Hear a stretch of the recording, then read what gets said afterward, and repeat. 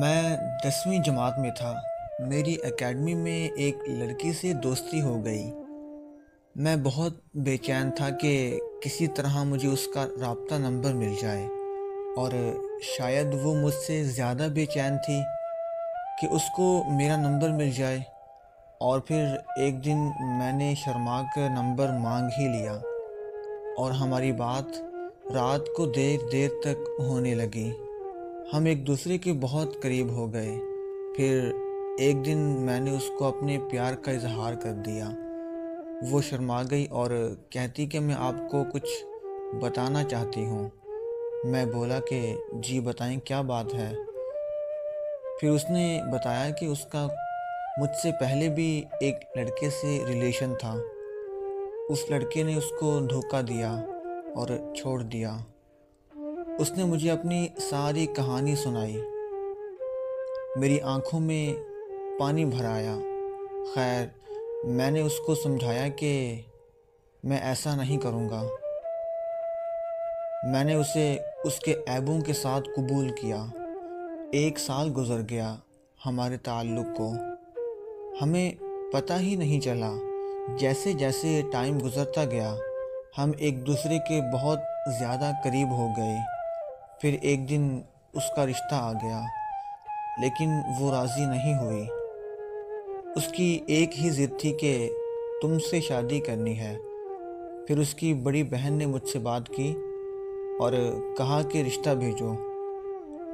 میں ابھی پڑھ رہا تھا، لیکن میں نے پھر بھی اپنے گھر والوں سے بات کی۔ وہ اس رشتے سے راضی نہیں تھے، کیونکہ میں ابھی پڑھ رہا تھا۔ میں اپنے گھر والوں کے پاؤں پڑ گیا، رویا، بہت رویا۔ میں اپنے ماں باپ کا اکلوتا بیٹا تھا اور بہت لاڈلا تھا، اس لیے انہوں نے میری بات مان لی اور شادی کے لیے تیار ہو گئے۔ لیکن لڑکی کہتی تھی کہ پہلے میں کام کروں۔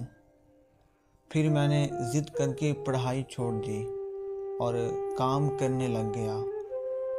میں کام کرنے کے لیے کراچی چلا گیا۔ میں کبھی کام نہ کرنے والا، ماں باپ کا لاڈلا، جو خود اٹھ کر پانی بھی نہ پیتا تھا، کراچی میں بہت ہی مشکل کام تھا، وہ کرنے لگا۔ کچھ مہینے اور گزر گئے۔ ہماری بات چلتی رہی۔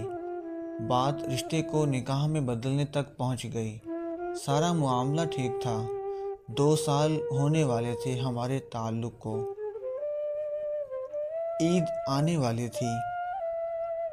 میں نے اپنے گھر والوں کو بھی راضی کر لیا تھا، اور وہ مان بھی گئے تھے کہ عید کے بعد ہم نکاح کر دیں گے۔ میں نے اس کو بتایا کہ میرے گھر والے سب راضی ہیں۔ اس کے چہرے پہ مجھے وہ خوشی نظر نہیں آئی جو کہ آنی چاہیے تھی۔ وہ دن میرے لیے قیامت سے کم نہ تھا۔ جب میں کام کر رہا تھا کہ اچانک اس کی کال آئی۔ میں نے کال اٹھائی اور سلام کیا۔ اس کا ایسا رویہ تھا کہ جیسے کسی انجان سے بات کر رہی ہے۔ میں سمجھا کہ شاید مذاق کر رہی ہے۔ اس نے مجھے ہلا کر رکھ دیا۔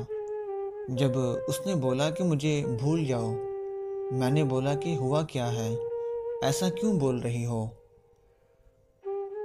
وہ بولی کہ مجھے میرا پہلے والا بوائے فرینڈ مل گیا ہے۔ کہتی کہ مجھے بھول جاؤ اور اپنے امی ابو کو میرے گھر رشتے کے لیے نہ بھیجنا۔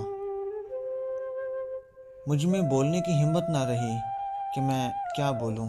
میں نے اس کو بہت سمجھایا کہ جو پہلے چھوڑ سکتا تھا پھر بھی چھوڑ سکتا ہے، لیکن اس نے ایک نہ سنی میری۔ میں بہت رویا اس کے سامنے، بہت رویا، بھوکا رہا، پیاسا رہا۔ اور مزے کی بات تو یہ ہے کہ جو مجھے دیکھے بنا نہیں رہ سکتی تھی، میرے لیٹ رپلائی پر غصہ کرتی تھی، جس سے میرا اداس ہونا دیکھا نہیں جاتا تھا۔ اس دن اس کو میرا رونا نظر نہیں آیا۔ اس کو ذرا بھی ترس نہیں آیا کہ مجھ پہ کیا گزرے گی۔ میں نے اس کی بہت منتیں کی کہ ایسا نہ کرو، میں مر جاؤں گا۔